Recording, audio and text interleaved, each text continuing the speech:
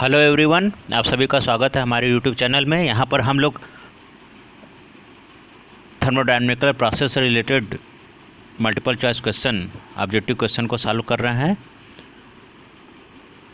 आगे बढ़ने से पहले आप सभी से रिक्वेस्ट है कि हमारे चैनल को सब्सक्राइब करें। सब्सक्राइब इसलिए करेंगे क्योंकि हमारे चैनल पर बहुत सारे कोर्स अवेलेबल हैं, बीएससी के, 12th के, 11th के, जैम के, एमएससी एंट्रेंस के, सारे तरह के कोर्स अवेलेबल हैं। और अगर आप इनके तक अपनी पहुंच बनाना चाहते हैं या आप चाहते हैं कि आपको ये सब सारे वीडियो 1 बाय 1 मिलते रहें, तो आप हमारे चैनल को सब्सक्राइब करेंगे, तभी ये पॉसिबल हो पाएगा। और हम बीएससी 12th 11th से रिलेटेड मल्टीपल चॉइस क्वेश्चन के वीडियो लगातार बनाते जा रहे हैं। एक सीरीज़ के तौर पर बना रहे हैं, कोर्स की तरह बना रहे हैं, ताकि किसी को कोई समस्या ना हो। तो चैनल को जल्द से जल्द सब्सक्राइब करें, दोस्तों को भी इसके बारे में बताएं।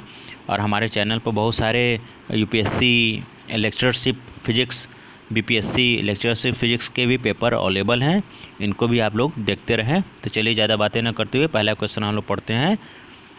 In an adiabatic expansion of gas the product of pressure and volume. तो हमेशा जो प्रेशर और वॉल्यूम का प्रोडक्ट होता है वो डिक्रीज़ करता है। नेक्स्ट है D Q equal to D U is true for. D Q क्या है? ये हीट एनर्जी है। डी यू क्या है? इंटरनल एनर्जी है। फर्स्ट लॉ ऑफ थर्मोडायनेमिक याद कीजिए, वो क्या होगा? D Q equal to D U plus P D V, या D U plus D W होता है। तो इसमें पूछा गया किसके लिए ट्रू होगा, तो यह आइसोकोरिक प्रोसेस के लिए ट्रू होगा, क्योंकि इसमें डी वी की वैल्यू 0 हो जा रही है, तो डी डब्ल्यू की भी वैल्यू 0 हो जाएगी। तो इसमें सिर्फ दो ही टर्म बचेगा फर्स्ट लॉ ऑफ थर्मोडायनेमिक में, D Q equal to D U, तो ये आइसोकोरिक प्रोसेस के लिए सही होगा। D U equal to 0 is true for, तो ये किसके लिए हो जाएगा? आइसोथर्मल के लिए हो जाएगा।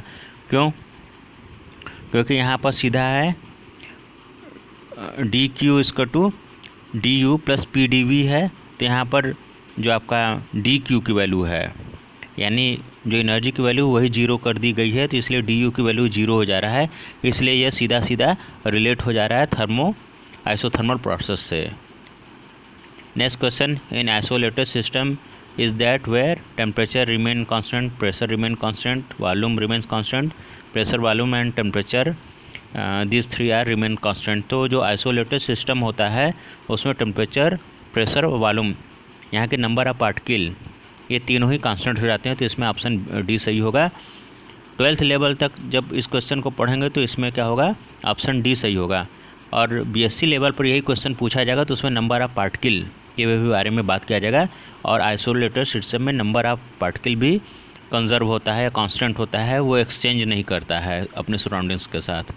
इस बात को याद रखिएगा। Next question, the work done during expansion of gas is independent of pressure if the expansion take place isothermally, adiabatically, both A and B, in neither of the case। तो isothermally इसका ऑप्शन ए सही होगा। देखिए बहुत से channel पर multiple choice question BSc first year, BSc second year, BSc third year के नाम से आप लोग बरगला रहे हैं, और आप लोग उस वीडियो को देख रहे हैं तो उसमें कोई प्रॉब्लम नहीं है, लेकिन वहाँ पर बरगलाते हैं। और इधर से जैसे कि किसी का नाम है कि पेपर हैकर, ये लोग क्या कर रहे हैं? बेवकूफ़ बना रहे हैं। कोई चीज़ सही खुद आ नहीं रही है और फिजिक्स पढ़ाने चले हैं। तो ये सब चीज़ें हम देखते हैं कि बहुत सारा गलतियाँ उन सब चीज़ों में रहती हैं। हमारे भी वीडियोज़ में बहुत सारी गलतियाँ हैं, तो हम तो साफ साफ बोलते हैं कि कमेंट्स बॉक्स में लिखिए। In isothermic process give heat is used in, तो इसमें क्या होगा? Increase temperature, doing external work, increasing temperature and doing external work, increasing internal energy. तो इसमें क्या होगा? ऑप्शन बी सही हो जाएगा, doing external work. A cycle tyre burst suddenly, this represent and, जब कोई साइकिल का टायर अचानक ब्रस्ट हो जाता है, बोल जाता है या फट जाता है, कॉमन भाषा में बोला जाता है, जनरल हम लोग आम तौर से बोल चाल के भाषा में बोलते हैं कि साइकिल का टायर बोल गया, फट गया। तो ये किस प्रोसेस का होता है? तो एडियाबैटिक का होता है। फट जाता है, गैस अचानक निकल जाती है, और इसमें जो हीट एनर्जी होती है वो ट्रांसफ़र नहीं होती है। डी क्यू जो होता है वो 0 हो जाता है, डी क्यू की वैल्यू 0 हो जाती है। गैस अचानक फैल जाती है और वो ठंडी हो जाती है। Which of the following is not a thermodynamical function? Enthalpy, work done, गिव्स एनर्जी, इंटरनल एनर्जी। तो work done is a not a function of thermodynamical. Enthalpy, गिव्स एनर्जी, इंटरनल एनर्जी, ये तीनों ही, या हेल्महोल्ट्ज़ फ्री एनर्जी, ये सब क्या है? थर्मोडायनेमिकल फंक्शन है। The internal energy of given mass of N ideal gas depend on it's pressure, temperature. तो इंटरनल एनर्जी जो होता है किसी भी आइडियल गैस के लिए वो फंक्शन ऑफ टेम्परेचर होता है। U is a function of T। आप हमेशा बुक को पढ़िएगा तो उसमें आपको दिखेगा ये सब सारी चीज़ें। तो क्या होता है? Is a function of temperature. The gas lab PV divided by T is constant is true fall. Isothermal change, adiabatic change, both isothermal and adiabatic, neither isothermal nor adiabatic. तो ये दोनों के लिए ट्रू होता है, तो both isothermal and adiabatic changes. Next question, in ideal gas undergoing isothermal expansion means. तो कोई भी चीज़ आइसोथर्मल एक्सपेंशन में होता है तो इसका जो टेम्परेचर होता है वो रिमेन कांस्टेंट होता है। तो इसमें ऑप्शन सी से हो जाएगा, its temperature remain constant. In which thermodynamical process volume remain constant. तो वॉल्यूम किस में होता है? बार बार हम आपको बोल रहे हैं कि जो वॉल्यूम होता है यानी DV, चेंज इन वॉल्यूम जो होता है वो कांस्टेंट हो जाएगा। तो इस प्रोसेस को क्या बोला जाता है? आइसोकोरिक। आइसोबारिक में क्या होता है? प्रेशर कांस्टेंट हो जाता है। आइसोथर्मल में क्या होता है? टेम्परेचर कांस्टेंट हो जाता है। एडियाबैटिक में क्या होता है? हीट एनर्जी DQ की वैल्यू कांस्टेंट हो जाती है। तो ये 4 प्रोसेसेस हैं।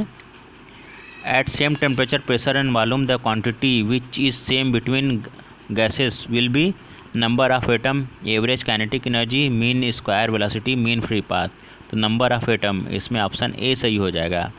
The sample of gas expand from volume V1 to V2, the amount of work done by the gas is greatest when the expansion is. कब हो जाएगा ग्रेटेस्ट? तो आइसोथर्मल, ध्यान से पढ़िए इसको क्वेश्चन को, आइसोबारिक, एडियाबैटिक। तो इसमें किसमें? आइसोबारिक में होगा। आइसोबारिक में वर्क डन जो होगा ग्रेटेस्ट होगा, तीनों में समान नहीं होगा। In isothermic process which statement is wrong. कौन सा इसमें कथन गलत है उसके बारे में बोला जा रहा है। Temperature is constant, internal energy will be constant, no exchange of energy both A and B। तो इसमें नो एक्सचेंज एनर्जी, ये ट्रू है। In first law of thermodynamics the internal energy of system change, the internal energy of system does not change, the change in energy of the system does not change, none of the above. इसमें option C से हो जाएगा, the change in internal energy of system does not change. Next question देखिए, काफ़ी interesting होगा, इसको यहाँ पर कर देते हैं। Knowledge is power. The adiabatic process wrong statement is. तो एडियाबैटिक प्रोसेस में रॉन्ग स्टेटमेंट बोला। तो एडियाबैटिक प्रोसेस में क्या होता है? DQ इक्वल टू 0 होता है, ये ट्रू होता है। जब DQ इक्वल टू 0 हो जाएगा तो क्या फार्मूला होता है? DQ, first law of thermodynamics catch कीजिए, DQ is equal to DU plus DW।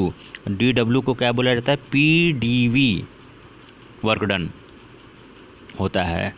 तो DQ equal to DU plus PdV। अब DQ की वैल्यू 0 हो जाएगी तो DU equal to minus sign of DW हो जाएगा। तो इसमें ऑप्शन A B दोनों सही हो जाएगा। Q कांस्टेंट होता है, DQ इक्वल टू 0, इसका मतलब Q कांस्टेंट है। एंट्रोपी इज़ नॉट कांस्टेंट, तो इसमें एंट्रोपी कांस्टेंट नहीं होती है, एंट्रोपी चेंज करती है। तो ऑप्शन D सही हो जाएगा। Next question, the process in which no heat enter or leave the system is term as. कौन से प्रोसेस में हीट एनर्जी नहीं तो बाहर निकलती है, नहीं अंदर प्रवेश करती है, तो उसको बोलते हैं एडियाबैटिक प्रोसेस। आइसोथर्मल में टेम्परेचर कांस्टेंट रहता है, आइसोकोरिक में वॉल्यूम कांस्टेंट रहता है, आइसोबारिक में प्रेशर कांस्टेंट होता है। In an ideal gas the energy is wholly kinetic, wholly potential, sum of two all of these. तो जो आइडियल गैस होता है उसमें जो काइनेटिक एनर्जी होती है होली काइनेटिक होती है, उसमें पोटेंशियल एनर्जी नहीं होता है। कारण क्या होता है कि आइडियल गैस को इस तरह एज्यूम किया जाता है कि